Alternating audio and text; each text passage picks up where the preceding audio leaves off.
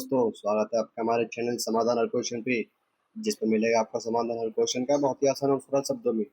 जैसा कि आप जानते हैं, इस वक्त जो हमारी सीरीज चल रही है क्लास 12th की फिजिक्स चैप्टर 1 की, जिसके हमारे काफ़ी सारे पार्ट आ चुके हैं। अगर जिस आपने पार्ट्स नहीं देखे तो मैं इसके वीडियो के डिस्क्रिप्शन में उसके पार्ट्स के लिंक दे दूंगा, आप जाकर देख सकते हैं। आज हम जो पढ़ने वाले हैं वो पढ़ने वाले हैं वैद्युत द्विध्रुव की निष्क्रिय स्थिति में वैद्युत क्षेत्र की तीव्रता। पिछली वीडियो में हमने जाना था वैद्युत द्विध्रुव की अक्षीय स्थिति में वैद्युत क्षेत्र की तीव्रता। आज हम ये पढ़ेंगे। आज हम पढ़ेंगे वैद्युत द्विध्रुव की निष्क्रिय स्थिति में वैद्युत क्षेत्र की तीव्रता क्या होती है। ये कोई द्विध्रुव है ए बी, ठीक, ए पी ओ। इसके नीचे की दूरी क्या है? ए से होगी एल, ओ से बी की एल। ए से लेके पी की दूरी जो है वो है आर स्क्वायर, रूट के अंदर R square plus L square. A पर है आवेश -2, बी पे है आवेश +2, क्योंकि डायग्राम से ही हम पूरा इक्वेशन हमारी सॉल्व होगी। और जो मध्य बिंदु इसका वो है, ये बी का मध्य बिंदु क्या है? वो है ओ से आर दूरी पर, ये दूरी क्या है? आर है। आर दूरी पर बिंदु क्या है? पी, जिस पर हमें ज्ञात करनी है वैद्युत क्षेत्र की तीव्रता। इसे डायग्राम से ही हम इतना हमने बात लिख दी। हम डेरिवेशन जब अपनी करते हैं तो सबसे इम्पोर्टेंट होता है उसमें डायग्राम उसका। जब तक आप डायग्राम को ढंग से नहीं समझेंगे तब तक आप डेरिवेशन नहीं कर सकते। अगर मान लिया आपने इसकी थ्योरी बहुत लंबी है, देखिए आप, बहुत लंबी थ्योरी है इसकी। आप इतनी लंबी थ्योरी को हम बस एक इतने से डायग्राम से समझ सकते हैं, ठीक। जो मैंने बात आपको समझाई वही लिखा है। क्या लिखा है? माना ए बी एक वैद्युत द्विध्रुव आघूर्ण है जो एक ऐसे माध्यम में रखा है जिसका परावर्तनांक के है। इसके मध्य बिंदु ओ से आर दूरी पर एक बिंदु पी है जिस पर वैद्युत क्षेत्र की तीव्रता ज्ञात करनी है। यही मैंने आपको बताया था। क्या बताया था? ए व बी एक वैद्युत द्विध्रुव है, इसके मध्य बिंदु ओ से आर दूरी पर एक बिंदु पी है जिस पर हमें वैद्युत क्षेत्र की निकालनी है तीव्रता। तब ई स्क्वायर टू हमने पढ़ा था 1/4πε0 इंटू क्यू अपॉन में आर स्क्वायर से। ये क्वेश्चन हम देंगे। ई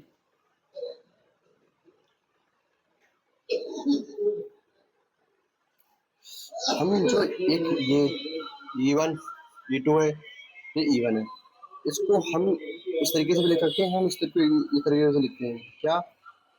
E2 sin theta, E2 sin theta, ठीक। E1 E2, ठीक। E1 equal to E1 cos theta plus E2 cos theta. ये E1 E2, ये E2 है, ये E2 है, ये दोनों आपस में बराबर व विपरीत हैं, ठीक। जो एक दूसरे को क्या कर देंगे? निरस्त कर देंगे। देखा, E1 बाई E2 का E2 परिमाण बराबर है परंतु दिशाओं में अलग अलग है, अतः इन्हें समांतर और लंबवत घटकों में विभाजित कर सकते हैं। समांतर लंबवत घटक में विभाजित कर सकते हैं हम, जिसमें E1 sin थीटा तथा E2 sin थीटा। ये क्या है? E1 sin थीटा, ये क्या? E2 sin theta. E1 sin theta तथा E2 sin थीटा आपस में बराबर है व विपरीत है। तो हम जानते हैं, मान लिया ये प्लस का तो ये माइनस का, तो ये दूसरे का काट देंगे, ठीक। ये दूसरे काट देंगे तो इनका तो मैथ नहीं बनता। तथा ये यानी कि वही बात है, E1 sin थीटा तथा E2 sin थीटा क्या है? आपस में बराबर है और विपरीत है, दो एक दूसरे को क्या कर देंगे? निरस्त कर देंगे। तथा E1 cos थीटा और E2 cos थीटा, ये क्या है? ये आपस में जुड़ जाएंगे क्योंकि ये बराबर तो है लेकिन इनकी क्रिया रेखा क्या है? अलग अलग है। तो क्या है? तब E1 बराबर में 1/4πε0 इंटू क्यू ऊपर में आर क्या है हमारे पास? और ये तो है आर, तो रूट के अंदर R square plus L square का होल स्क्वायर आर से रूट को काट देगा तो बचेगा 1/4πε0 इंटू क्यू ऊपर में R square plus L square minus Q आवेश वगैरह बिंदु पी पर वैद्युत क्षेत्र की तीव्रता इनकी E2 क्या है? 1/4πε0 इंटू क्यू ऊपर में वही बात क्या है? ये दूरी, जब ये दूरी मान लीजिए जब ये दूरी जब आर स्क्वायर एल स्क्वायर है तो ये भी दूरी क्या होगी? R square L square. यानी कि हमने भी लिया था प्लस क्यू आवेश, अब के लिए माइनस क्यू आवेश, तो ये दूरी क्या है? रूट के अंदर R square plus L square. तो स्क्वायर जब कहेंगे हम R square plus L square का होल स्क्वायर, तो होल स्क्वायर जो है रूट को काट देगा, बचेगा क्या? 1/4πε0 इंटू क्यू अपॉन में आर स्क्वायर पे आर प्लस एल का होल स्क्वायर।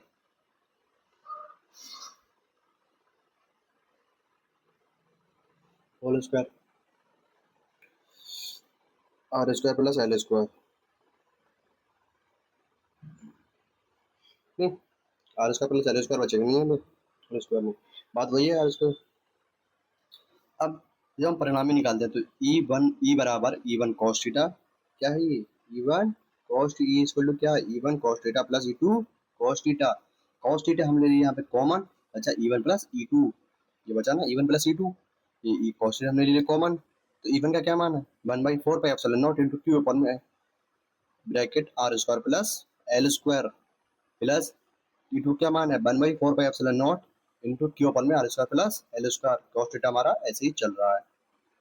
यहाँ से हम 1/4 पाई एप्सिलॉन नॉट को एक तरफ लिख लेते हैं और कॉमन लेके, और R square plus L square को भी हम ले लेते हैं क्या कॉमन, जुड़ेगा क्या, अब ये क्यू क्या हो जाएगा 2q।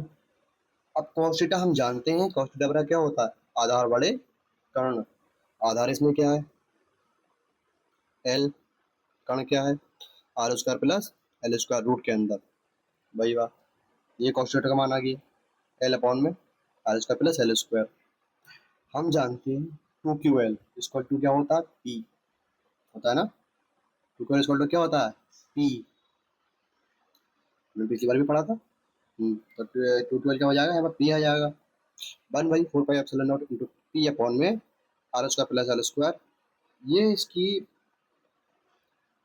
ये इसकी पावर एक है, पावर कुछ नहीं तो क्या होगा एक होगा, इसकी पावर क्या है आधी, और एक आधी जब जुड़ेगी दो एकम दो प्लस एक 3/2, ठीक 3/2। अब हम जानते हैं R less than less than less than R, R less than L, अतः एल स्क्वायर और भी छोटा होगा, इसका मान क्या है नगण्य है बहुत ही छोटा है, अतः इसको हम क्या कर देंगे छोड़ देंगे, तो छोड़ देंगे तो अंदर क्या बचेगा पी अपॉन में आर स्क्वायर, ये वाली घात से ये वाली घात कट जाएगी, तो 1/4 pi epsilon naught into P upon में आर क्यू, क्या आई वैद्युत की तीव्रता, यही हमने प्रूफ करना था, यही हमें निकालना था। आप ये सब लिख लीजिएगा और कहीं भी समझ में ना आए तो कृपया करके कमेंट कर लीजिएगा, और हमारे चैनल को सब्सक्राइब करें और बेल आइकन दबा लें ताकि ऐसी वीडियो आप तक पहुंचती रहे। जय हिंद जय भारत।